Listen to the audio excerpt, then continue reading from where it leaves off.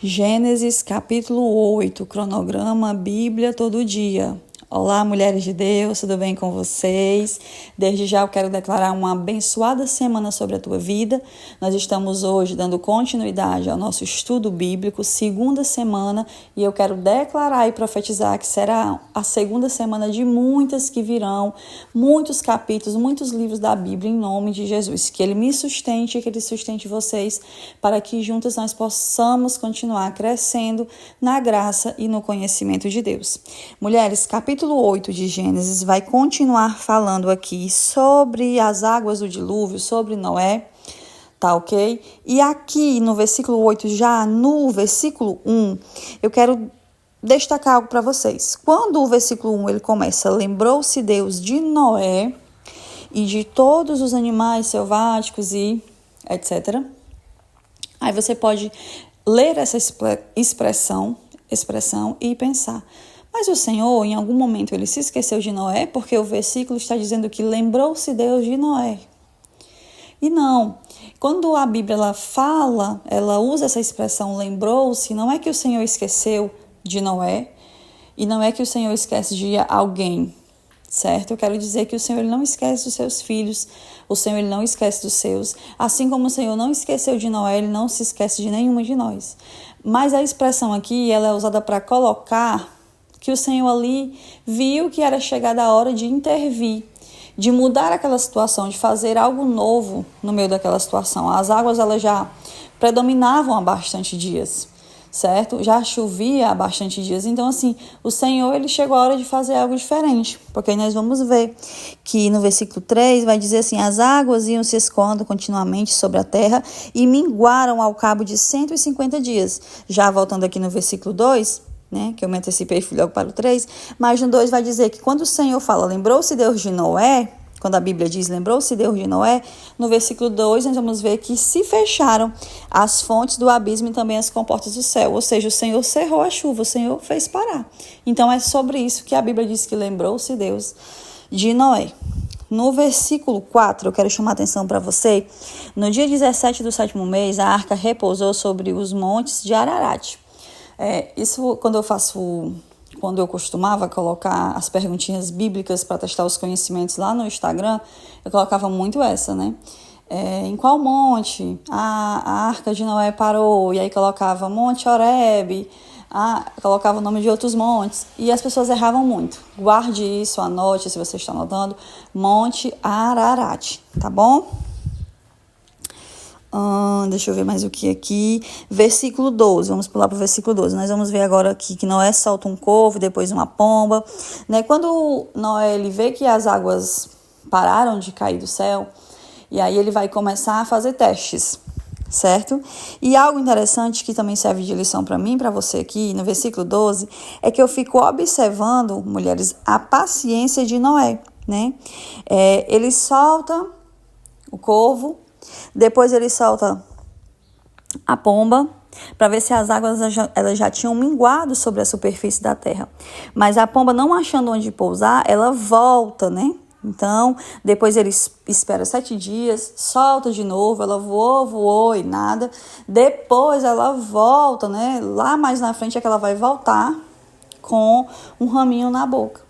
Mas o que me chama a atenção é a paciência de Noé, porque assim, um homem que já estava preso dentro de uma arca, com muitos bichos, com sua família, com as mulheres, imagina as mulheres presas dentro de uma arca. Mulheres, se fosse você, eu me estressaria. Mas brincadeiras à parte, então assim, com certeza Noé queria sair dali, Com certeza Noé ficou apreensivo em algum momento. Então, a paciência de Noé me chama a atenção, porque assim, ele poderia soltar a pomba todos os dias. Poderia soltar de manhã, ela voltou, vou soltar à tarde. Não, hoje não deu certo, mas eu vou soltar amanhã novamente. Porque é assim, às vezes quando nós queremos ver a situação mudar, nós ficamos apreensivos e ansiosos demais. Mas Noé ele espera um momento de 7 dias, depois mais 7 dias. Isso mostra paciência em meio a uma situação. Em meio a querer ver o mover de Deus, ele mostra-se paciente. Nós podemos aprender com Noé nessa passagem. No versículo 19, deixa eu ver o que foi que eu destaquei no versículo 19. quando Noé e sua família já saíram da arca, certo? Saiu, pois, Noé com seus filhos e sua mulher e as mulheres de seus filhos, e também saíram da arca todos os animais, todos os répteis, todas as aves e tudo que se move sobre a terra segundo as suas famílias. Então, assim, tudo que se move sobre a terra, falando da questão de que aqueles que foram guardados, as espécies, né, a questão dos pares, tudo que foi guardado, eles voltaram para a terra, né, e ali foi se dando continuidade. E no versículo 21, mulheres, deixa eu ver aqui o que foi que eu destaquei no versículo 21.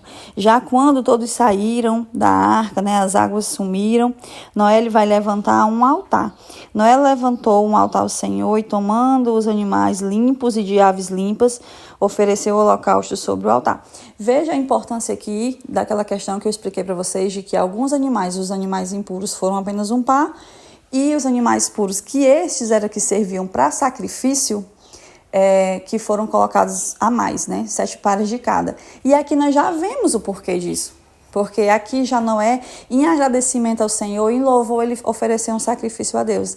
E o sacrifício se fazia com animais limpos. Então, veja só, se ele coloca só um par dos animais limpos, ali já ia ser extinguido da face da terra um par. Porque ele já sacrificou aqui, já começaria a sumir. Por isso a importância dele ter colocado a mais, certo? O Senhor não colocou a mais por acaso, não. Tudo que o Senhor faz, ele tem uma direção, ele tem um propósito. E no versículo 21 diz: e o Senhor expirou o suave cheiro e disse consigo mesmo. Quando a Bíblia diz que o Senhor aspirou, recebeu, tragou ali aquele cheiro, é porque ele recebeu o sacrifício de Noé. E disse consigo mesmo: não tornarei a amaldiçoar a terra por causa do homem, porque é mau o desígnio íntimo do homem desde a sua mocidade. Nem tornarei a ferir todo vivente como fiz. Então o Senhor prometeu aqui que não faria mais o que ele fez. E quando ele diz assim: por que foi que o Senhor mandou o dilúvio? Para acabar com a geração corrupta. Já expliquei isso para vocês. Mas aqui é interessante que o Senhor diz assim, que não vai mais fazer isso porque conhece a maldade do ser humano. E é interessante, porque todos nós nascemos com um instinto mal dentro de nós. Como assim, Jéssica? Eu não sou mal. Deixa eu explicar para você. Quando nós temos um filho, por exemplo, eu tenho aprendido muito com o meu. Vocês perguntam muito pelo Benjamin, agradeço, ele está muito bem, vai fazer quase 2 anos já. E só saúde, muito bem, louvado seja o nome do Senhor. E eu tenho aprendido muito com o Benjamin, porque às vezes nós já tá naquela fase, mulheres, de birra, você ensina uma coisa, às vezes do nada chega e bate. E não é só meu filho, eu observo que todos, né, nessa fase estão assim. E é assim, você não ensina o seu filho a bater, mas ele aprende a bater. Você não ensina o seu filho a fazer birra, mas ele faz birra. Na escola, você tem que ensinar a não bater, a não mentir, mas ainda assim, acaba que fazem. Então, assim, mulheres, o que eu quero dizer em outras palavras é que nós precisamos ensinar o bem. O bem, ele precisa ser ensinado. Mas o mal, mesmo que você não ensine, as pessoas, elas aprendem. Adão e Eva não ensinaram a Caim a matar, a assassinar. Ainda assim, ele foi lá e fez. Porque tem dentro de cada um de nós esse mal, né? Só que ele precisa ser contido. Certo? Então, assim, a criança, ela não precisa ser ensinada a fazer o mal, muitas vezes. O mal dentro da idade que eu falo. Mas acaba que ainda faz. E assim vai crescendo e a mãe não ensina o filho a ser assassino, a mãe não ensina o filho a roubar. E às vezes acaba que parte para esse lado, infelizmente. Então, o Senhor, ele reconheceu isso. Que o homem tem dentro, intrínseco nele, isso. Então, por isso ele prometeu que não acabaria mais com a terra por conta da corrupção. Se assim fosse, nós já não existiríamos há muito tempo, porque o Senhor já teria novamente, por meio de dilúvio ou por meio de outra situação, ele já teria acabado novamente com todos, né? Porque assim existe corrupção. Enquanto o homem estiver sobre a face da terra, vai haver corrupção, porque é da natureza humana, tá? Então é isso, mulheres, no dia de hoje. Que Deus abençoe vocês. Fico por aqui e até amanhã.